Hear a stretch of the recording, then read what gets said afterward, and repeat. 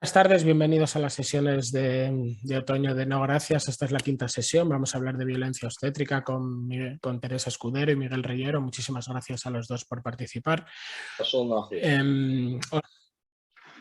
Buenas tardes. Presento a Teresa y a Miguel, que desde puntos de vista muy diferentes van a tratar de un problema que un Zoom con Teresa Escudero sobre violencia obstétrica.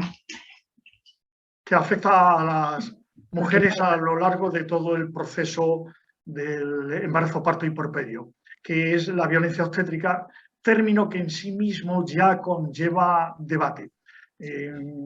Ambos participan sine pecunia, sencillamente por afán de difundir conocimiento y compartirlo y participar en el debate. Y tendremos un cuarto de hora para cada uno y después media hora para debate general, en el que pido que cada uno se presente, que si alguien participa y quiere participar en una línea, diga dos palabras. Sin más, tiene la palabra Teresa, quien representa, podríamos decir, un poco a la primaria y participantes usuarias, podríamos decir, puesto que pertenece al Parto es Nuestro. Tiene la palabra. Buenas tardes a todos, soy Teresa Escudero. Por orden de importancia, mujer, madre, médica de familia, doula y activista del Parto es Nuestro. También colaboro con el Instituto Europeo de Salud Mental Perinatal. Mi primer contacto con ese término tan debatido de violencia obstétrica fue cerca del 2010. Mi prima me pidió que la acompañara como doula en su parto en casa. Una doula es una acompañante de embarazo, parto y puerperio. Yo en aquellos momentos tampoco sabía lo que era una doula. Me sobrepuse a mi propio miedo, porque ya por aquel entonces estaba en un proceso que llamaré desaprendizaje, que ya os explicaré en qué consiste, y me puse a estudiar pues realmente por qué mi prima había elegido parir en casa, ¿no? Conocí los trabajos de Michel Laudin, de Le Boyer, de Niels Bergman. Empecé a ver cómo podía ser un parto respetuoso, cómo favorecer el contacto piel con piel desde el primer momento solo traía beneficios, tanto para la madre como para el bebé. Conocí los trabajos de muchas matronas, especialmente de Nuria Vives y de Blanc Collet, que me explicaron por qué el parto tiene que ser en movimiento. Los trabajos de Ivone Olza, de Isabel Fernández del Castillo, que son para mí mis referentes y unas auténticas pioneras del movimiento por el parto respetado en este país. Descubrí cómo el acompañamiento respetuoso de un parto, desde el no hacer, convertía a una mujer asustada, miedosa, con dolor, en una mujer que parió a su hija sin epidural, en una madre poderosa, ¿no? Y descubrí cómo un parto fisiológico daba como resultado pues, una criatura conectada. Nunca me voy a olvidar de la mirada que tenía esa niña cuando la cogió a su madre y después cuando la cogí yo, ¿no? ¿Ya? Sí. Y todo esto que yo había sentido, como una tiene una mente científica, y en la primera reunión a la que acudí, yo siempre digo que los grupos de madres me han enseñado mucho y los grupos del Parto es Nuestro más. En la primera reunión a la que acudí no paré de llorar. No solo por las historias de partos de las mujeres, que eran muchas muy truculentas y muy dolorosas, ¿no? Sino sobre todo porque yo me había dado cuenta de cuándo había sido yo violenta como médica de esas mujeres embarazadas y de esas mujeres puérperas. Yo en aquellos momentos trabajaba en pediatría, con lo cual veía muchas puérperas y más en esa madre y en esa criatura. Las madres ansiosas o deprimidas durante el puerperio tienen más riesgo de desarrollar apegos inseguros con sus hijos. Ese apego inseguro provoca una alteración de la construcción del cerebro de esa criatura que le va a afectar a lo largo de toda su vida. Sí, lo comprendo, Carmen, no me extraña nada que te cueste seguir mi hilo.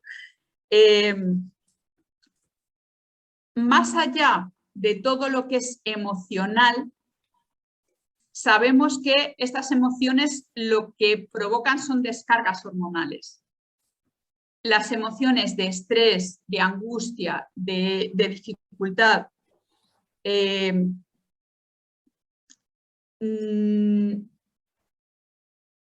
provocan descargas de cortisol, descargas de adrenalina, que son hormonas que no son las idóneas para que la criatura crezca y que son hormonas que programan el cerebro para la lucha o para la huida. No van a permitir que esa criatura se desarrolle adecuadamente.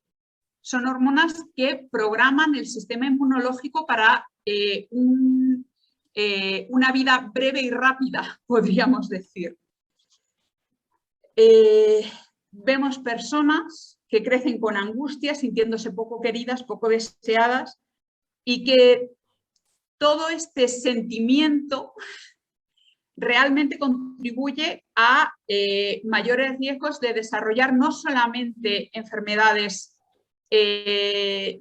mentales o depresiones o ansiedades, sino problemas cardiovasculares tempranos, riesgos de desarrollar trastornos de la conducta alimentaria. Tenemos que darnos cuenta de que cuando apoyamos y acompañamos a las madres y cuando somos capaces de detectar en nosotros mismos esa violencia y evitarla, vamos a invertir en salud no solo para ellas, sino para sus criaturas, a corto y a largo plazo, salud mental y salud física, a todos los niveles, desde nivel genético y de ahí para arriba. Entonces, en un parto suceden muchísimas cosas y de esto Miguel sabe más que yo.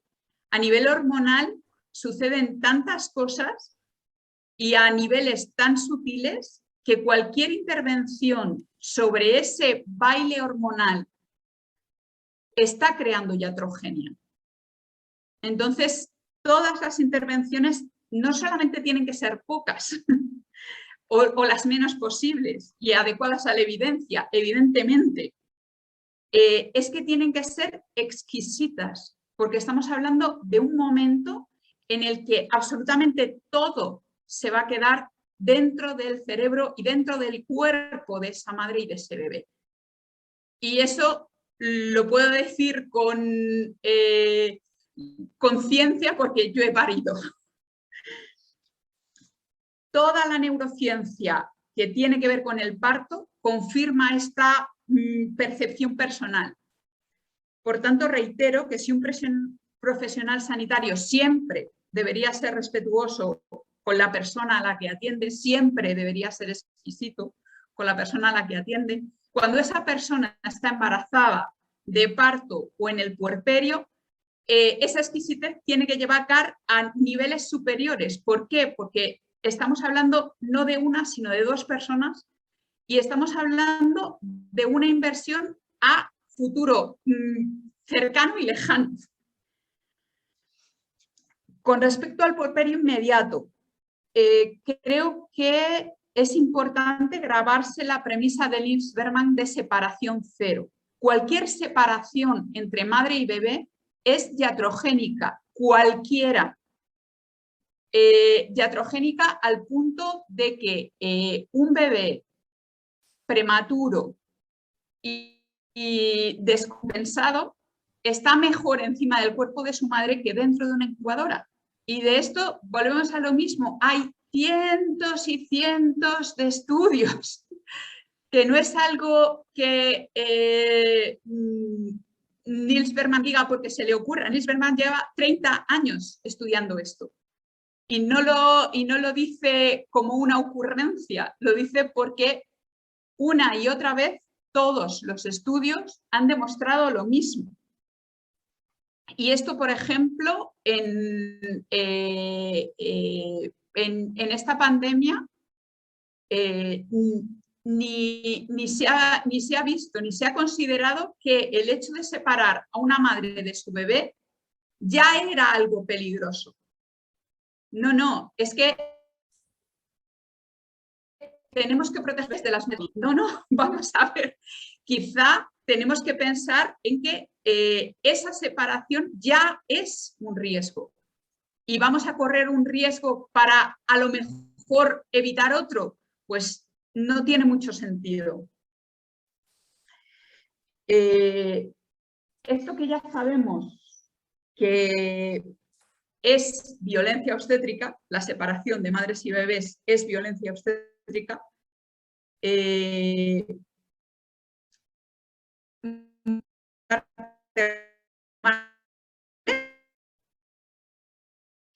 otras dos violencias, la violencia pues de que una mujer para poder abortar tenga que recorrer 200 kilómetros o visitar 3 hospitales distintos, eso también es violencia obstétrica. Si en un parto, en un puerperio, el trato tiene que ser exquisito, cuando una mujer está abortando, que probablemente sea una de las decisiones más difíciles de su vida, la exquisitez tiene que ir todavía más allá. El que haya personas acosando a estas mujeres no es libertad de expresión, es una violencia intolerable contra unas mujeres que están sufriendo. Y finalmente, 2 palabras sobre una violencia más sutil que también tiene que ver con los derechos sexuales y reproductivos, que es la violencia de no apoyar adecuadamente la lactancia. Apoyar la lactancia es ayudarla, si elige la lactancia con fórmula, pueda ser una lactancia que aporte el vínculo que esa madre y ese bebé necesitan. Y si es una lactancia materna, yo no digo que todos los médicos o todos los profesionales sanitarios que atendemos a las mujeres tengamos que hacer un curso de lactancia. Está genial, no estoy diciendo.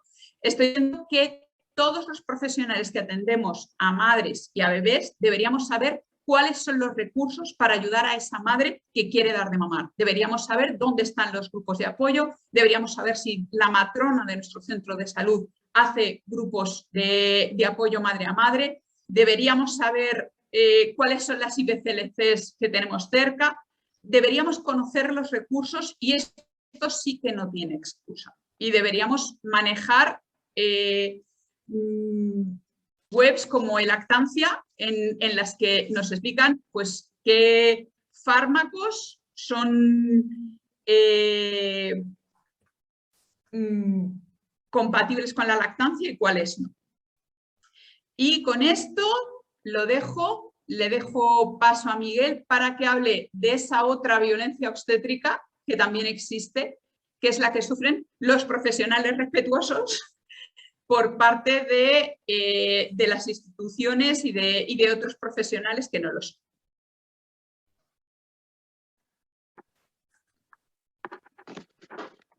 Gracias por el tiempo, Teresa, y especialmente por tu capacidad de aguantar el boicoteo, que demuestra una elegancia muy por encima de la media. Interviene ahora Miguel, que representa el sector profesional, mientras que Teresa representaba el sector más bien de usuarias. Tiene la palabra Miguel, ginecólogo ya jubilado, y se presenta. Bueno, jubilado a medias, soy ginecólogo emérito, sigo trabajando como el rey. Pero bueno, un poco yo creo que Teresa me ha allanado mucho el camino porque casi suscribiría todo lo que ha dicho. Es decir, ella ha puesto el foco en lo que es la violencia obstétrica, cuyo núcleo es la falta del respeto al proceso del parto, el respeto a la mujer en definitiva, la falta de respeto a su decisión central en todo el proceso del embarazo, parto y puerperio. Asumo todo lo que he dicho, o casi todo. Evidentemente esto no es mi currículum estándar, pero viéndome como hombre ginecólogo y viejo, pues el estándar que se puede ver directamente es lo que llaman ginesaurio, ¿no? Esto no tiene mucho que ver con con mi trabajo como ginecólogo, pero son unos hitos que, por lo que quería trasladar, que aparte de mi visión desde dentro de las tripas de un hospital terciario y también en primaria, que he trabajado mucho, pues también estoy en la sociedad civil y también tengo un poco la versión externa. Esta presentación, tengo varias sobre violencia obstétrica y cuando he hablado algo de esto en entornos más negacionistas, pues son algo de este tipo, pero doy por sentado que yo creo que los que estamos aquí no hace falta convenceros de que esta realidad existe, de cuál es su núcleo, y esto lo doy por sabido y después de la exposición que ha hecho Teresa. Por ejemplo, sabéis que hace unos años esto era lo que decía la Sociedad Española de Ginecología y Obstetricia, y en algunas de estas presentaciones he usado memes de este tipo, ¿no? Yo creo que voy a tratar de visualizar es, por un lado, el compromiso, el deber extra que tenemos la gente que estamos aquí, que sea que por profesión tenemos conocimientos específicos sobre el proceso del embarazo, parto y puerperio, aparte de como sociedad civil o como yo no lo tengo como mujer, y el compromiso de a qué estamos obligados, y también la visión que tengo de que probablemente hablar de violencia obstétrica, para que sea efectiva su erradicación, tengo esta visión de que tenemos la obligación, al menos los que estamos aquí, de trabajar con un trazo enérgico pero fino. Y yo creo que después de la definición que ha hecho Teresa, y yo creo que muchos hemos leído al respecto, yo creo que tenemos la obligación un poco, en esto del trazo fino, pues tratar de separar qué es y qué no es la violencia obstétrica. Hay cosas tan malas o peores como la violencia obstétrica, pero son distintas. Te las diapositivas, Miguel. ¿Qué? ¿Cómo? Sigues en la primera diapositiva, me parece, ¿Y por, ¿no? ¿Y por qué no? Esto ya no me lo sé. A ver, ¿qué pasa? Creo que hablas por la cuarta y vemos la primera. A ver, esto sí que, a ver. Dale a ver presentación. Ahí, donde tienes el cursor. A ver, pulsa ahí. A ver, presentación, a ver, ayuda. Pausa, final de presentación, mal asunto. A ver si voy a tener que pasar en este formato. ¿Así las veis? Sí, las vemos así. Pues como no sé de qué va. Bueno. De qué va la cosa. ¿Las veis así? Si paso así, las veis.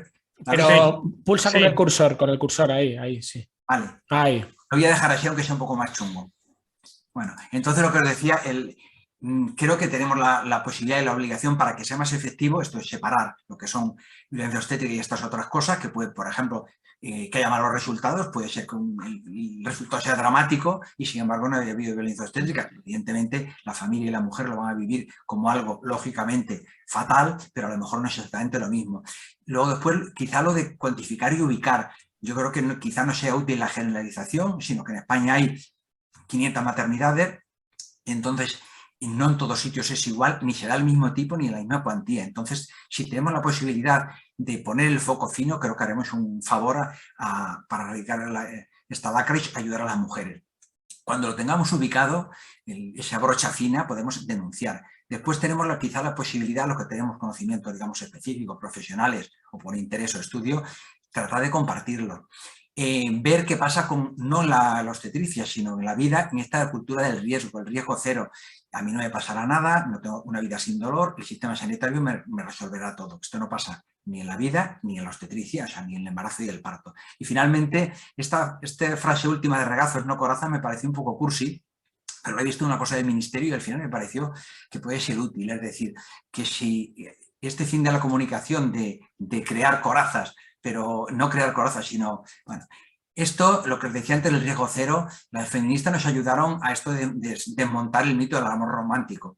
Puede que no sea muy correcto lo que voy a decir, pero yo creo que en torno al embarazo y el parto, embarazo perfecto, bebé perfecto, si le falta un dedito ya no lo quiero, ellos y la familia, embarazo perfecto, bueno, esto realmente no se da. A veces los embarazos pueden ser en muchos sentidos muy complicados, un punto de sufrimiento, y los embarazos y los partos normales. Este mito que nos ha generalizado, qué sé yo, la sociedad, lleva a esto tan terrible que yo escucho directamente. Esto no me lo esperaba, porque probablemente estábamos desconectados de lo que es un embarazo y un parto humano, y lo que es fatal después de una cesárea, que una mujer diga, no he sido capaz de parir a mi hijo. Esto yo creo que es letal y simplemente probablemente deriva de una visión que no es. Bueno, yo creo que los que estudiamos un poco esto, el parto humano no tiene nada que ver con ningún otro parto de ninguna especie animal, no tiene nada que ver. Hay unos condicionantes, sabéis que hay muchas teorías, pero está bastante consolidada. Hay este libro que es interesante, que de Juan de Azoga, que ha estudiado pues, desde nuestros ancestros, y hay una serie de cosas muy, muy claras que yo no sabía. Por ejemplo, hay una cosa primero que cuando un parto tiene dificultades, y que nos cuenten las 300.000 mujeres que mueren este año por parto si las tiene. Y, por ejemplo, las primates pueden ayudarse a sí mismas. La hembra humana, no sé si puede ver esta cosa tan curiosa de al final, una hembra humana no puede coger a su bebé porque nacemos con el occipucio hacia arriba y tirárselo. Probablemente el resultado sería que le partiría la columna, ¿no? No está preparada. Entonces, es interesante que las hembras de todas las especies, y las primates especialmente, buscan el aislamiento para irse a parir, se aíslan un poco. Y desde las cavernas a hoy, la hembra humana, como tiene ese conocimiento ancestral de que puede morir ella y el feto, es la única especie que busca el acompañamiento y el apoyo para parir. Y nos dicen muchas veces que ponemos el foco, los obstetras y las matronas también, en el paradigma del riesgo. Yo creo que es la vida misma, es decir, esto he puesto aquí esta cifra, bueno, que no es ni mucho ni poco, es lo que es el embarazo y el parto humano. Hoy van a morir, del día 10, 820 mujeres por embarazo y parto en el mundo. Este año 300.000. Con los criterios más restrictivos, de siendo al menos alarmista, entre el 15 y el 20% de las mujeres en nuestra sociedad en España tienen criterios básicos de alto riesgo. Si cogemos 500 mujeres delante de nosotros, bueno, había que normalizar y dando cuidados óptimos, siendo poco intrusivos, que en el mejor de los casos, con un 15%, pues 70 de ellas paran por cesárea. Pocas veces sabemos que hoy paren más mujeres de 40 años que de 25, y esto conlleva preeclampsia, diabetes, etcétera, etcétera. Bueno, es una cosa social probablemente desgraciada. La edad media en España hace muy pocos años, 6 años, era de parir a 30 años. Ahora son 35.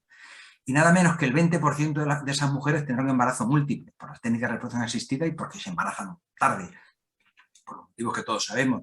Siendo muy restrictivos, de esas 500 tenemos que normalizar que 20 o 30 tendrán bien justificado un parto instrumental y que 30 niños tendrán la mala costumbre de venir al mundo siendo prematuros y siendo una fuente de sufrimiento enorme.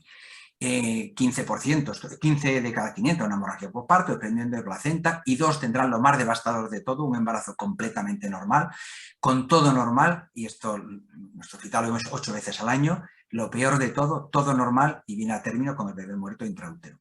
¿Esto es alarmista? No, en absoluto, esto no es la mayoría, pero tampoco es una cifra marginal, despreciable, esto es la vida misma. La vida misma. Entonces, el no observar esto, esa especificidad del parto humano, que lo saben desde nuestros ancestros en las cavernas a hoy en día, en la base del parto seguro, probablemente sea esta frustración de esto no me lo esperaba. El parto seguro se basa en que esto no ocurra. Estas son estas cifras que todos lo sabemos. Aquí y allí las mujeres mueren de hemorragia, infección. ¿Cuántas? Afortunadamente entre nosotros, porque hay un parto seguro, y en muchos otros sitios, porque hay un parto seguro dentro o fuera del hospital, esto no ocurre. Pero en el mundo, pues esto que he dicho hoy, ¿son todo malas noticias? Ni muchísimo menos, ni muchísimo menos. Hay cosas que a mí me llaman la atención. Hace 10 años ni nos sonaba el término piel con piel, y prácticamente todos los hospitales lo tienen integrado, la mayoría. La tasa de episios, yo no pensaba que fuera a verlo, no hay. Yo no conocía la episio sistemática del año en 1980 que empecé a ser ginecólogo, pero ha caído casi a la mitad en tan poco como 10 años. Me parece esto espectacular. Una cosa que arguimos continuamente, la tasa de cesáreas, hacemos muchas cesáreas, muchas, pero también es cierto que esa cifra del 15% era la declaración de fortaleza. En el 1985 en Ginebra, han insistido, se hacen demasiadas cesáreas, pero el objetivo no es hacer una tasa determinada. Hay que disminuir la tasa de cesárea, y esta herramienta que me sorprende que la gente no lo reclame, los hospitales tienen que clasificar sus cesáreas en grupos Robson. Será la única manera de ver por qué se hacen de más y en qué grupos se hacen de más. Después, esto que os he dicho antes, un proceso constructivo, nuestro plus de responsabilidad, brocha fina, investigar con calidad, no solamente un grupo de 12 personas que nos cuenta su vivencia, que es muy importante, pero tenemos herramientas para investigar con calidad qué está pasando. Y de hecho hay hospitales, y tenemos que exigirlo, que con herramientas de validez sociológica, periódicamente, cada año, cada 2 años, a las mujeres, con toda la garantía de privacidad, les pregunten, ¿te han preguntado? ¿Te has sentido protagonista? ¿Alguna falta de respeto? Y entonces, si conseguimos que un número relevante, todas las mujeres cuenten eso, tendremos un trazo fino de qué es lo que está ocurriendo, más allá de que también es válido, pero una encuesta a un número determinante de mujeres.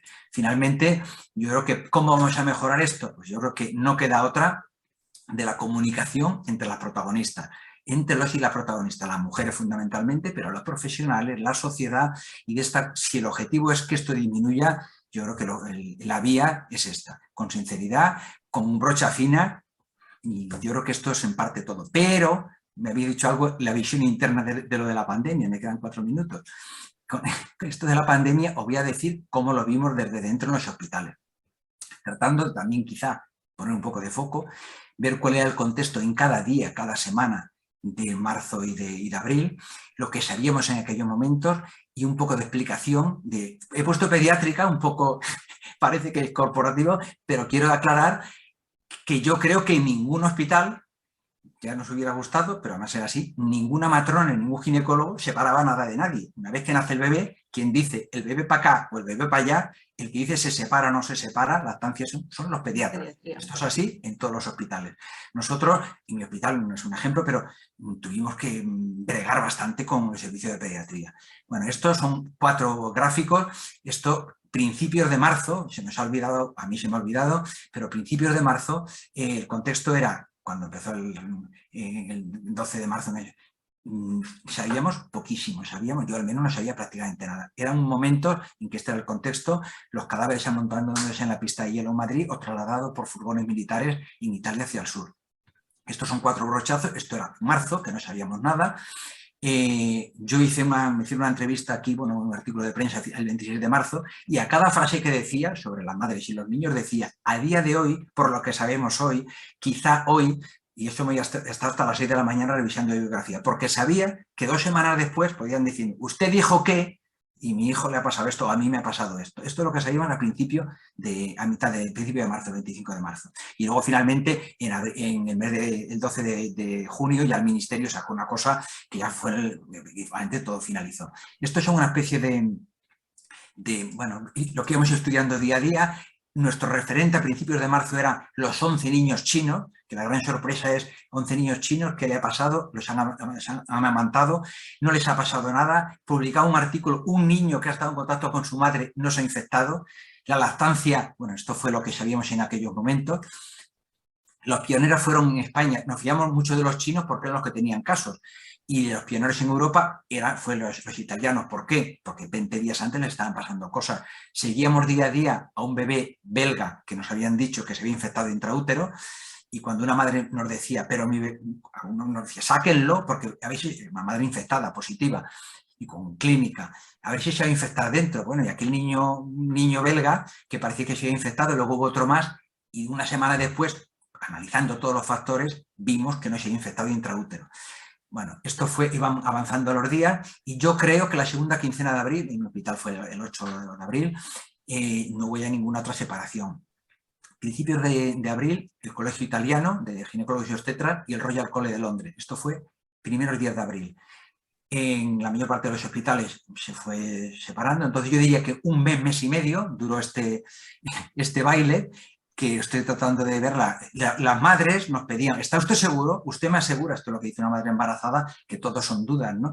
Y claro, nosotros tenemos que decir en eso y en todo, mire, asegurarle, no le puedo asegurar nada. Bueno, finalmente, bueno, estas eran las sucesivas cosas que día a día nos mirábamos. Esto fue una cosa que no se puede leer, pero es que comparando protocolos en distintos países, se separa, no se separa.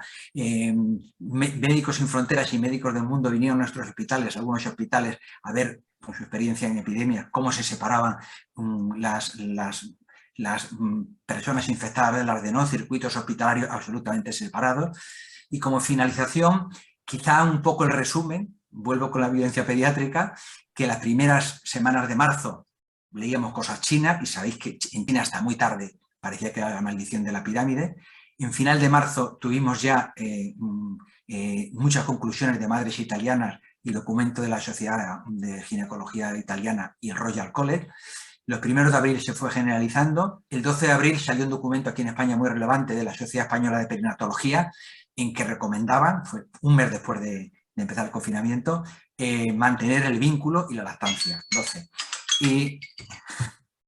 Y finalmente, el 17 de junio, errores. Yo creo que fuimos algunas semanas tomando decisiones en base al conocimiento. A mí me venía a la cabeza cuando no sabíamos si el VIH se transmitía por la leche, y sí se transmitió por la leche.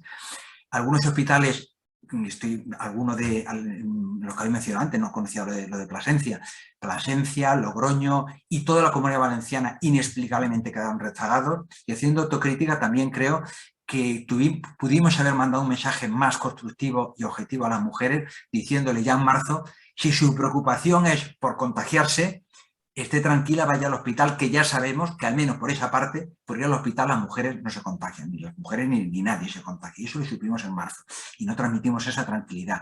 Y después, probablemente a mitad de abril o final de abril, podríamos haber dicho, la inmensa mayoría de los hospitales, a principio de mayo, una cosa muy casera, el 93%, la inmensa mayoría de los hospitales cercanos no lo van a separar. Si tiene usted alguna duda que esa minoría de hospital pueda ser el suyo, pues llamando por teléfono al hospital, oiga, si yo estoy infectada o me lo detectan al llegar al hospital, ¿me van a separar? Y el hospital le hubiera dicho sí o no. Si su hospital era de esos 6% que separaban, la mujer podía... Entonces, en el resto de las mujeres, probablemente el sufrimiento de acercarse al hospital o parir en el hospital probablemente fue un sufrimiento en parte evitable. Y no sé si la ametralladora ha servido. Gracias. Muchísimas gracias. Nos queda casi media hora para debate. Quien quiera hacer preguntas, por favor, que levante la mano o lo escriba en el chat, por favor. Insisto en que se identifique en un minuto. Si no hay otras preguntas, yo querría empezar con una que sería que a mí me ha llamado la atención, porque a lo largo de mi vida profesional, desde que fui estudiante, han pasado más de 50 años y obstetricia se ha feminizado completamente. Lo mismo en todos los sectores, no solamente el médico, también enfermería y demás. Y sin embargo, no parece que eso haya tenido un impacto que uno esperaría en la violencia obstétrica diaria. ¿Queréis comentar algo al respecto, por favor? Si te parece, empiezo hablando yo, Miguel.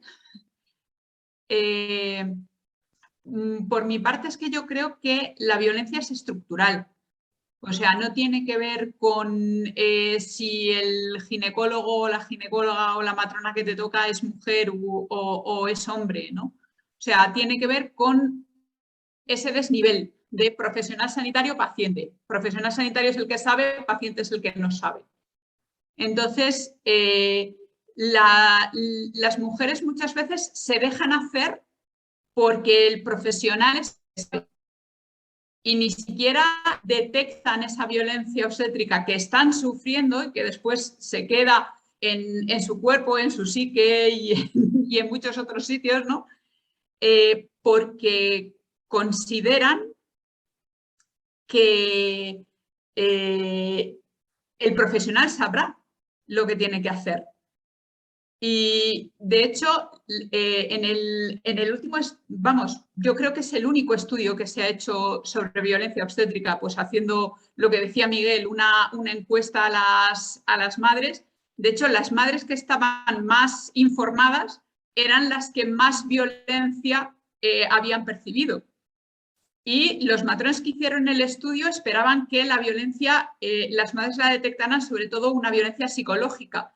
Pero ellas hablaban de violencia física. Hablaban de me han hecho un tacto sin pedirme permiso, no han parado cuando les he pedido que pararan, me han seguido haciendo la cesárea, aunque yo les decía que no estaba, que lo estaba sintiendo todo, que me dolía. Entonces, yo creo que para los propios investigadores de ese estudio ha sido como chocante esto, ¿no?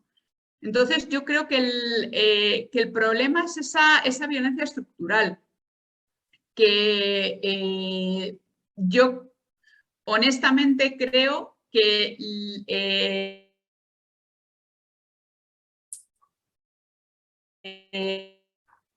los profesionales que lo hacen pensando en el mayor bien de esa madre y de esa criatura. ¿Qué es lo que pasa? Que muchas veces no, pues como pasó también en la pandemia, no somos conscientes de que lo primero es no hacer daño y lo primero es ser capaz de ponerte persona a persona cómo querría yo que me trataran a mí en esta situación.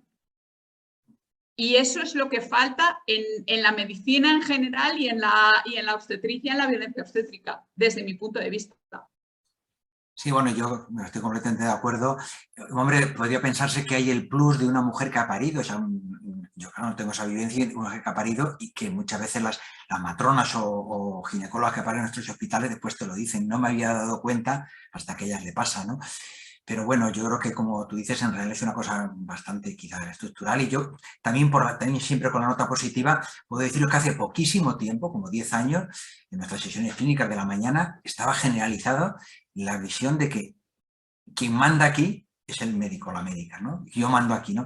Y yo creo que a base de documentos, de tal, no, quien manda aquí, la decisión es de la mujer y poco a poco se ha ido con muchas dificultades. Yo creo que más todavía los médicos porque teóricamente teníamos como más poder que la enfermería, ¿no? Pero todavía, yo que vengo de un tiempo en que decían matronas y ginecólogos, hablo de los años 80 y 90, en mis partos los maridos no pasan. Y luego después pasamos a un momento en que dice, mira, si tú quieres pasan y si quieres no pasan, ¿no? Y pasan también, si tú no quieres pasan y si no también. Ahora hemos pasado a un momento en que en muchos hospitales las mujeres y los maridos son conscientes que pueden pasar todo el tiempo a la cesárea sin ningún problema y si hay un parto instrumental no lo sacamos. Pero esto de que el centro es la mujer es relativamente reciente, y a veces me sorprende un poco de que en nuestras sesiones continuamente pues decidí, ¿no? O veo a un compañero diciendo, mañana te voy a inducir. Esto hace 3 días, una compañera, y luego le dije, podrías decirle, te vamos a proponer por este motivo mañana la inducción, porque a lo mejor la mujer podía decirle, ¿cómo? No, y alguien hablaba en el chat de que el término violencia es violento para los médicos, ¿no? O sea, para los profesionales sanitarios. Pero a mí el hecho de saberme violenta, de conocerme violenta, a mí me ha ayudado a hacer ese cambio y me ha ayudado a seguirlo haciendo. Entonces, quizá pues tenemos que ir a ese trazo fino que decía Miguel, ¿no? O sea, ¿qué es violencia y qué no lo es? Y a qué llamamos violencia y a qué no. Pero al final la violencia no la define el que la ejerce, porque el que la ejerce no se da cuenta de que está ejerciendo violencia. La violencia la define la persona que la recibe. Entonces, ahí es complicado y de verdad que yo aquí hablo como profesional y como activista, ¿vale? O sea, como activista tengo claro por qué es necesario que el término sea violencia, pero como médica también, como profesional también, porque a mí ese término, o sea, el llamar a las cosas por su nombre yo creo que es importante. Sí, yo creo, a mí me ha ayudado, hay un documento por ahí de la OMS que una de las frases iniciales pone un parto mal vivido es un parto mal atendido. Es decir, muchas veces en los servicios de obstetricia anualmente hacemos una revisión de número de cesáreas, de episio, de prematuros, de inducciones y analizamos esto muy bien. Pero no, estos son datos puramente biológicos y lo que no hacíamos, muchos hospitales empezamos a hacerlo sistemáticamente, cada año, cada 2 años, preguntarle todas esas cosas y más a las mujeres. Y nos podemos dar cuenta que algo que nos pareció impecablemente asistido, la mujer le ha percibido mal y eso generalmente es una falta de información. Hace poco, nosotros cada 2 años vamos a hacer una encuesta así, el otro día una hija mía que es ginecóloga me decía una cosa que yo no había caído tanto. Es decir, cuando una mujer en un momento dado, que sea un parto instrumental, un pH al bebé, una cesárea, está en una situación que por mucho que se lo expliquemos, ella y la familia están en una situación crucial. Al día siguiente, cuando pasamos puérperas, el estándar es que vemos a la herida. ¿Cómo está la herida? A ver, ¿qué te duele? ¿Sangras mucho? Debía ser absolutamente perceptivo el primer paso, sentarse y decir, bueno, ahora tranquilamente, ¿cómo te encuentras? ¿Entendiste perfectamente o te explicamos ayer perfectamente lo que ocurrió? ¿Alguna duda en la familia? Y nos tendríamos después, me hicieron una cesárea y no sé por qué, me hicieron una episio y no sé por qué. Entonces, al día siguiente, con empatía y con tiempo, comunicar a la mujer cómo lo vivió y comunicarnos unos a otros qué pasó. Y este paso yo creo que no lo hacemos. Claro, yo al acompañar a mujeres es que tengo la experiencia de las dos cosas. O sea, tengo una mamá que tuvo 2 cesáreas. La primera en la primera se sintió fatal, tuvo una experiencia horrible y tuvo un parto traumático, y la segunda cesárea fue sanadora de la primera. Pero, y al final la intervención es la misma, pero la manera en la que se explica, la manera en que la mujer se siente protagonista de esa situación, que puede ser una situación horrorosa, pues es que es totalmente distinto, es totalmente distinto. No sé si a alguien se le ocurre de los participantes por ahí, aparte de estos comentarios de que, bueno, lo sabemos, que a mucha gente le chirría. Estoy un poco de acuerdo con Teresa de que el nombre chirriante un poco, pero a veces para comunicar algo y con rapidez, porque esto es una cosa que se ha visualizado, estaba de siempre o más, pero se ha visualizado hace poco, a veces hace falta, como en los campañas publicitarias de salud, algo que sea llamativo. Y luego una cosa que no merece la pena en Cataluña, creo que lo están haciendo bastante bien las matronas y el Colegio Catalán de Ginecología, ya no tiene sentido, es un término adaptado en la sociología mundial, entonces darle vueltas que si violencia, yo creo que es mejor, el término está ahí, está consolidado en la literatura, ha venido para quedarse y más vale afinar el profundizar dónde se da, cómo se da y qué es y qué no es. Yo creo que nos interpela mucho el término, con lo cual no podemos mirar por otro lado. Eso es algo bueno. Sí, sí. Que nos interpele es algo bueno. Sí, sí, sin duda.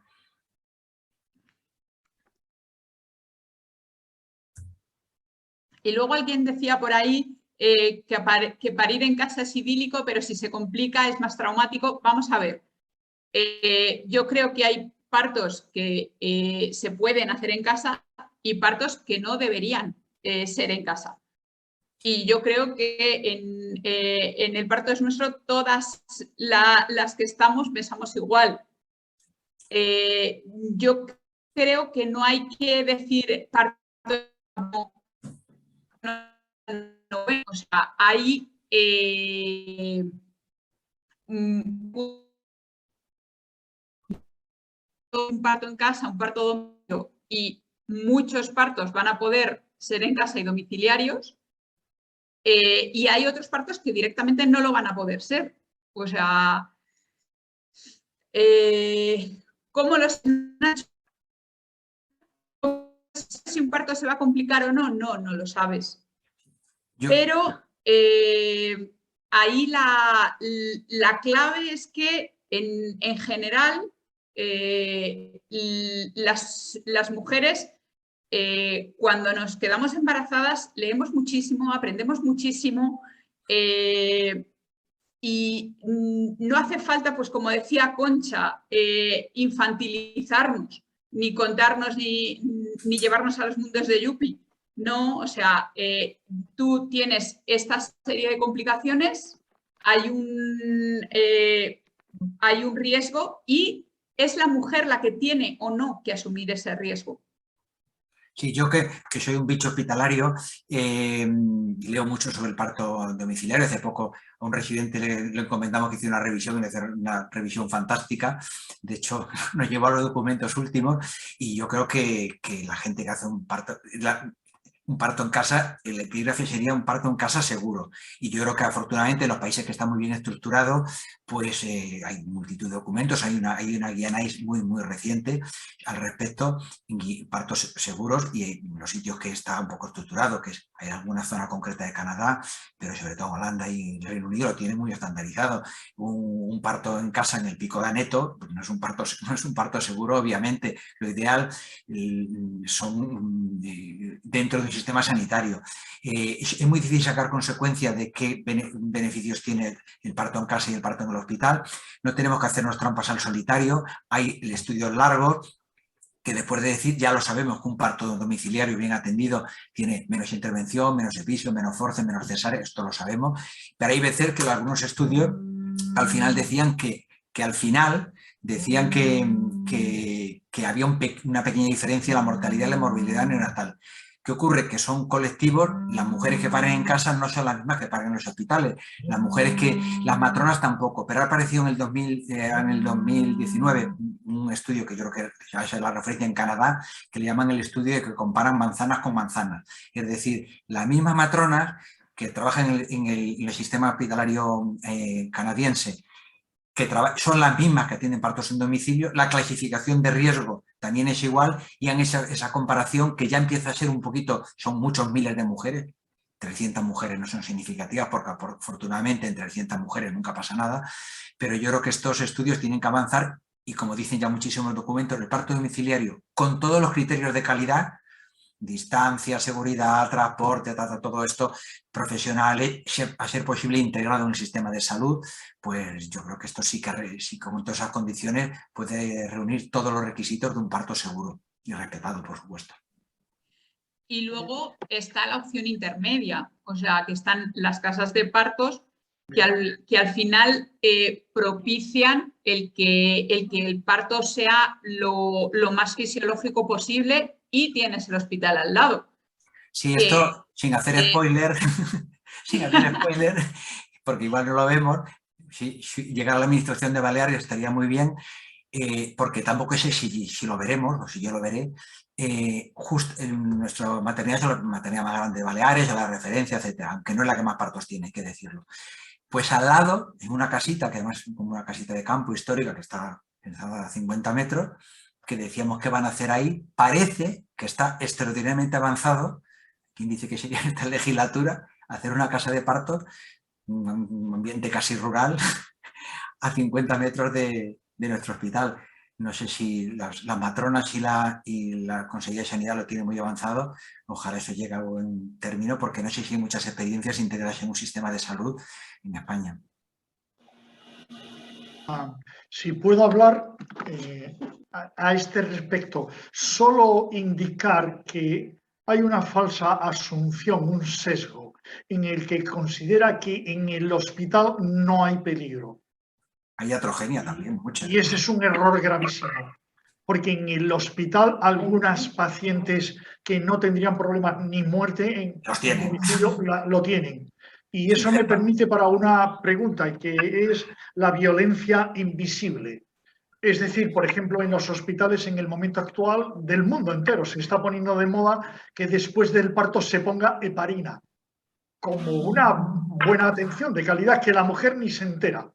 Y sin embargo está demostrado que eso aumenta las complicaciones, incluyendo las hemorragias. Y eso es más difícil que suceda en el domicilio. ¿Querríais comentar un poco sobre esa violencia invisible que no se percibe porque no se conoce o porque se normaliza y acepta? Bueno, yo diría, por lo que me toca, que eso lo sabe todo el mundo, en el hospital hay iatrogenia. A veces cuando alguna mujer no tiene mucha prisa por irse de alta, esto no sé si es muy correcto hacerlo o no, pero insiste en quedarse. A veces le decimos, señora, usted sabe que solo por estar en el hospital el 6 o el 8% pillan una infección que no tenían. Váyase usted a su casa tranquila, que allí no la pille. Y luego, evidentemente, esto que dices de la profilaxis a los médicos y a los sanitarios, están 6 años más 4 de residencia enseñándonos a hacer, cuanto más mejor. Y nadie nos enseña a no hacer, a estarnos quietecitos. Y en los hospitales hay daños hospitalarios y hacemos muchas cosas y ninguna de ellas es irrelevante. Todo lo que hace un médico, sin excepción alguna, tiene efectos negativos. Afortunadamente algunas también positivos, que esperamos que sean mayores. No, y yo creo que la clave es lo que has dicho, Miguel. O sea, no nos enseñan a no hacer.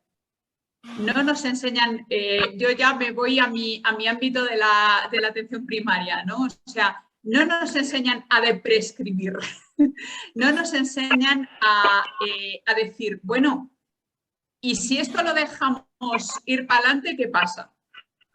Pues es eso, o sea, los médicos fueron a las mujeres a parir en litotomía. Parir boca arriba y quieta es absolutamente antifisiológico y eso provoca muchísimas complicaciones. El hecho... Es bueno para la matrona y para el médico que están más cómodos. Lo que nuestro cuerpo y lo que nuestra criatura espera provoca problemas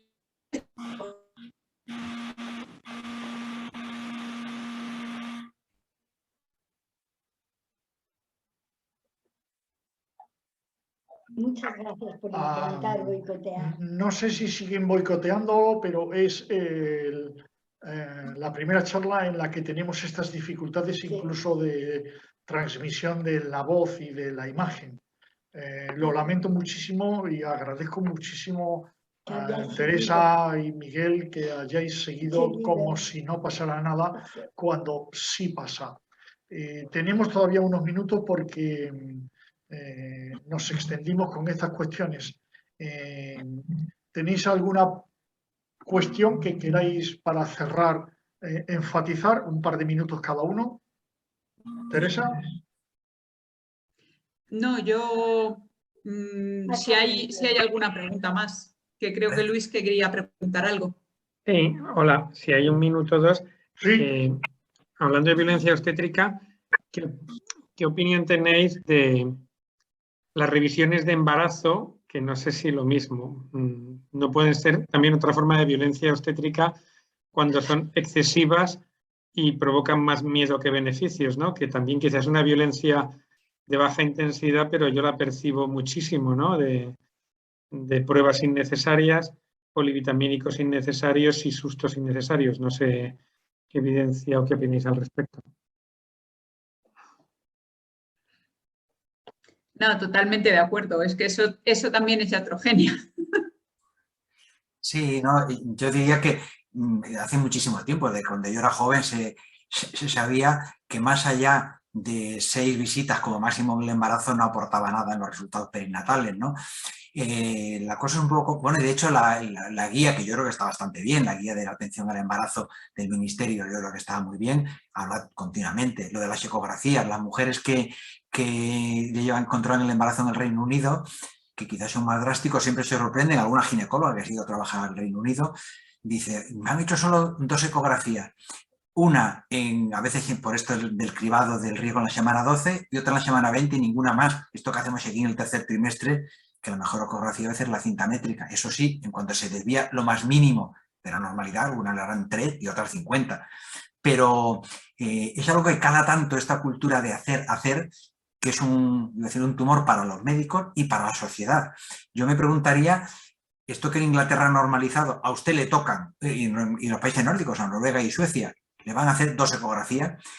Aquí, ¿hasta qué punto hemos banalizado lo de el consumismo? Las mujeres, ¿a cuántas de nuestras mujeres asumirían ahora? No, señora, no le vamos a hacer más. Claro, en la privada tenemos además el asunto de la privada que le hacen 3 por consulta. Es decir, no, mire, no va a aportar nada, va a aportar falsos positivos, como hacer ecografía a una mujer no embarazada. Y es malo para usted que le hagamos una ecografía en cada visita por los falsos positivos, de los que se llevan iatrogenia. Una mujer que le hacen al final del embarazo una ecografía diaria, pues si no es por una cosa o por otra, algo va a petar, ¿no? Y yo creo que, por ejemplo, las vitaminas, todo esto yo creo que ha disminuido bastante. La mayor parte de los hospitales o de las comunidades autónomas han ido rebajando y se usan poquísimo o nada, creo yo. Se ha ido incluso, bueno, no sé, por aquí, al menos en la pauta de la comunidad autónoma.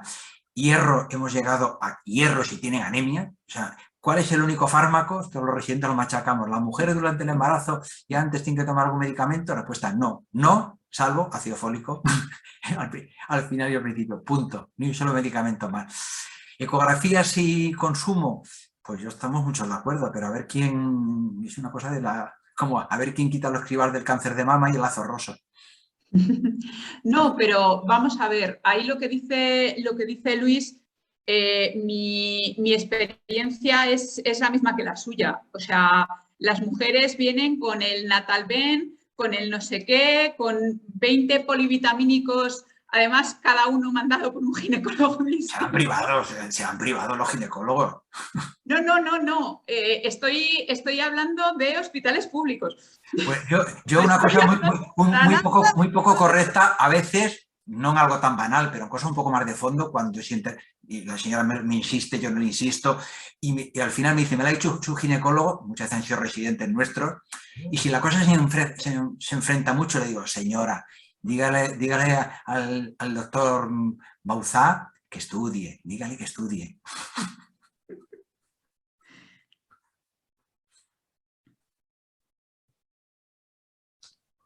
Muchísimas gracias por la pregunta, Luis. Ha sido un aspecto que no había salido y ha dado pie al comentario que finalmente implica mucho sufrimiento, ¿eh? Los falsos positivos convierten el embarazo en una angustia. Terminamos porque se ha terminado y se pondrá la sesión con los comentarios, los textos de las comunicaciones de ambos ponentes. Muchísimas gracias a todo el mundo por participar. Hasta ahora. Muchísimas gracias. Gracias, Teresa. Gracias, Concha. Muchas gracias. Gracias a todos. Gracias.